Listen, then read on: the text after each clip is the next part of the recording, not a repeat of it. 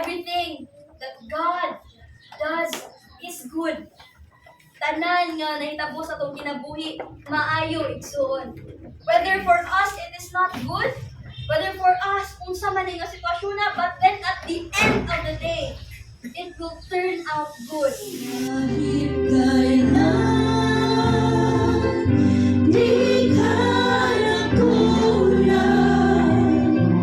biyaya mo sa akin. Because it is the purpose of God.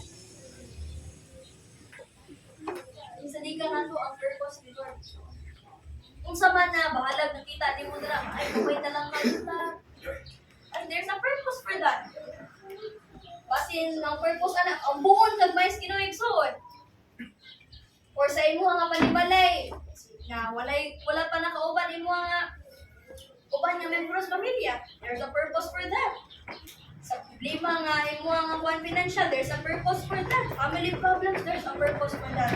And dili ka angay igsuon undang. Dili ka angay mutalikod. Dili ka angay maluya. Dili ka angay undang sa pagpangadagan. Kunang dasigangay ra jud tani sa that in every suffering, we are all together in suffering with Jesus Christ. Yes. With Jesus Christ. Okay? Kung ano yung saad sa Ginoo, sige na kung matunggan, di ka niya pasagdan o biyanin. That is true! Dili ka pasagdan sa Ginoo, di ka biyaan sa Ginoo. Palag feeling ni mo, gibiyaan na kasutanan, but the Lord will never leave you. There is something good that will happen. There is something good that will happen. Claim it, igsuon. There is something good that will happen. Because the Lord is good. And that is eternal characteristic of God. He is good. He is gracious. He is righteous. So, if you are about to face the most dreadful and difficult suffering in life, dapat ato ang una-unaon nga atong suffering na nahiagom is just very little. Tanan nga suffering nga atong nakuha, gamay na kayo sa suffering na gibuhat ni Jesus Christ. Remember so that nothing will happen for those who are good. Wala man tayo nabuhat. Only God is good. So, in this lifetime, baka sinatik dito ka o mga suffering. Because every day, we commit sin without us even know. Kadadlaw, makabuhat ng mga sala, kamisan kita, wata kabalo. And there, muna siya consequence sa tanan. Suffering is the consequences of it. O wala yun na exemption na naigsuwan. Kitang tanan, na kay agum, kung tanang mga consequence ng ikuha tungkol sa salat. And all we need to do is to endure, to stand, and to trust God's purpose. Mura ginaato ang mas nga kuptan, isip isa,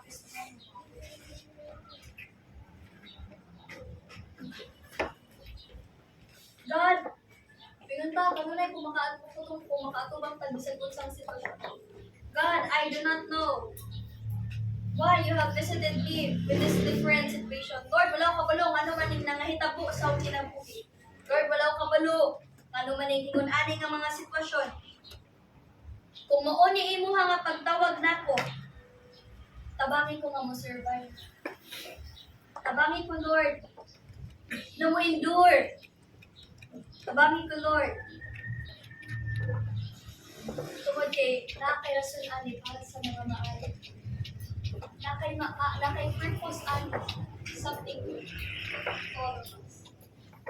Kung sa man atong na dungog igsuon, kung sa man ato ang mga sitwasyon na atubang karon nga para nato makaluya jud kayo. Makaluya jud kayo tanawa. But then there's a purpose for everything. There's a God's purpose. Ayun lang nga. Ay na jud kayo, dili ka daw sa naning kinabuhi ani. May pagaytong dili na nimba. May patong dili na nimba. Dagan pang grasya. But then remember this.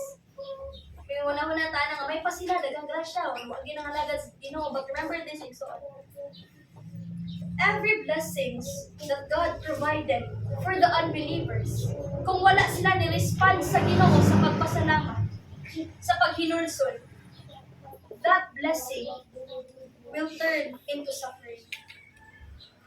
Kay katong blessing nga ilang nadawat gikan sa Ginoo, wala sila magpasalamat, wala sila mo repent diha sa Ginoo, it will be counted in heaven para sa ilang judgment.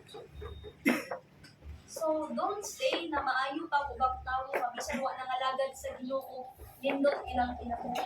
Dagan sila nga ma-provide sa matag adlaw-adlaw. Because every blessing that they will receive, if they won't repent, it is their occasional judgment. Naanay si Lord ay bahala kayo.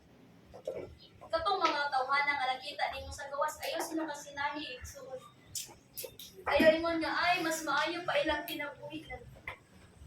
Ay, ilang kinabuhi, bisan niligay sila Kristo man, bless kayo sila pag-ayon. But if they won't come to repentance, kung dili sila magpaubos diya sa Ginoo, uban sa paghinulsol, matubang silang judgment. So, munang blessed kayo ta, na nakailatag Diyos. Masag-bisag unsa nga panalangin niya atong maatubang, bisag unsa nga sitwasyon atong mahiaguman, kita mo pasalamat ka sa Ginoo. Kita mo repenta sa Ginoo kung makarealize ta nga, Lord, thank you for correcting me, Ginoo, usbo na ko akong kinabuhi. We are blessed, exalt. We are more than blessed than every people that owns everything. Ingay mo ko galingon, I am blessed. For my God is good. Maayo dyan ang every time, bingon kay soul of God is good, claim it that even in the very difficult situation, maayo ang makayagong di ka o makayagong ka pinaka-lisod na sitwasyon. Lisod man iman, pero remember that God is good. Lord, there is something that you will do for me na maayo, taniwala sa suffering ako.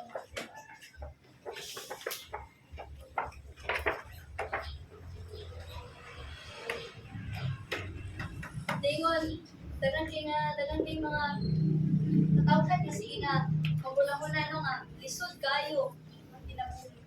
Apan, mas labing sa yun kung naasa. Mas labing sa yun, kung usalig ka sa kabubukod sa Ginoo. For will not the judge of all earth do what is right? Dili ba ang Ginoo? Dili ba ang Ginoo nga atong mabubukom sa tibuok kalibutan kanunay buhat sa pubunsay niya? Everything that God does is good. And we have no right to question Him kung unsa man ang naitabo sa aton. So, bisan sa lisod igsuon, sa ligi, nanay plano.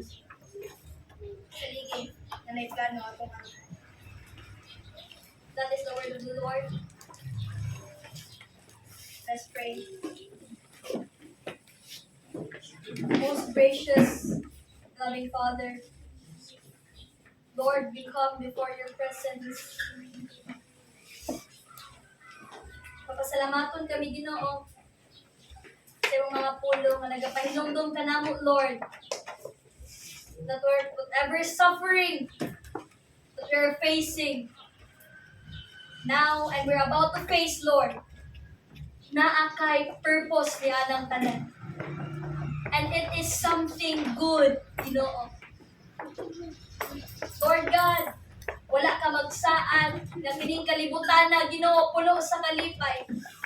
Wala ka magsaad, Lord, nga sa among pagpuyo din kalibutan na puros ra Ginoo kahamugaway sa kinabuhi. Apan Ginoo, Nagasulti ka, manining kalibutan na, Lord God. Naa, Junay kasakit, Ginoo. Apan salamat nga naami Ginoo ang gialagaran. Nga taliwala sa tanang mga kadautan, kasakit tayo Diyos nga mas labaw sa tanan. Nga bagapataliwala sa tanang kadautan, nga abong nasinati nining kalibutana. Whatever happens in the proximity in this world, oh God, nga puros kasakit, kaguulo, problema, naa ka nga Ginoo, nga dunay magdalag kadaugan, taliwala sa lisod nining kalibutana. Dunay kadaugan, taliwala sa tanang mga butang nga wala namo may sabti Ginoo. Everything that you do is right. Tanan nimo nga gibuhat Ginoo maayo. Tanan nimong plano Ginoo maayo. Imong kabubuton o Dios maayo. Tungod kay maayo ka nga Dios. And we have no right, Lord, to question you in every situation that we're facing. Because you know better than us, oh God. You know better than us, Lord. Balo ka sa tanan, Ginoo. Pasayloa kami, oh God. Kung tunay mga panahon nga gidoubt ka namo, Ginoo. Forgive us, Lord, kung tunay mga panahon nga gi-question namo, Lord, among sitwasyon sa kinabuhi, Father God. Now that we know that even the sufferings that we're facing today, you have a purpose for all of that, oh God. Naa kay rason nga nung naitabong kinis among kinabuhi. Lord, maayo ka nga Ginoo. Igsoon akong yangyo kamo sa pagtindog. Ato mahimayaon ang Ginoo sa iyang pagkamaayo. Pagkamaayo nga nagasunod ka nato. Taliwala sa problema ang pagkamaayo sa Ginoo nisunod ka nato, igsoon. Hallelujah. Hallelujah ang pagkamaayo mo. Hallelujah. Ang